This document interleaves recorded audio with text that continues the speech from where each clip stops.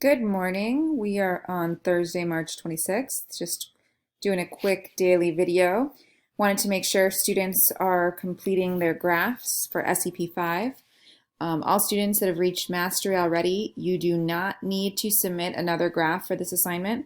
Your work is coming out of either making a product if you're a group 4B, or helping others get mastery in 4A.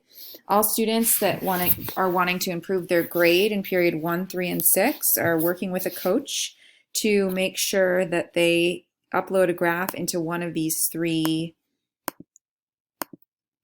slides. So for example, looking at period 6, students are going to be finding their name in the slide that belongs to them, and then publishing their graph. So looking at a graph like this, we want to make sure we turn our link into something that can be viewable in a graph.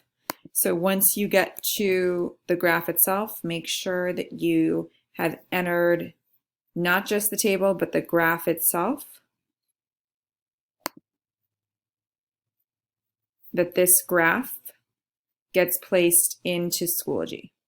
So you would copy the chart and then place that into Schoology in the period 6 slides, if you're in period 6, period 3, or period 1. Remember, at the end, we don't want to see just the link, we want to see the graph. In addition to that, we also want to make sure that we're uploading our own graph where it says upload graph here in the week 2 folder, making sure that we are uploading it in the period 6 folder. At this moment, we want to also confirm we've done our emailing already. So we want to make sure that we have emailed, responded back, signed into my mail at LUSD, and responded back and emailed me.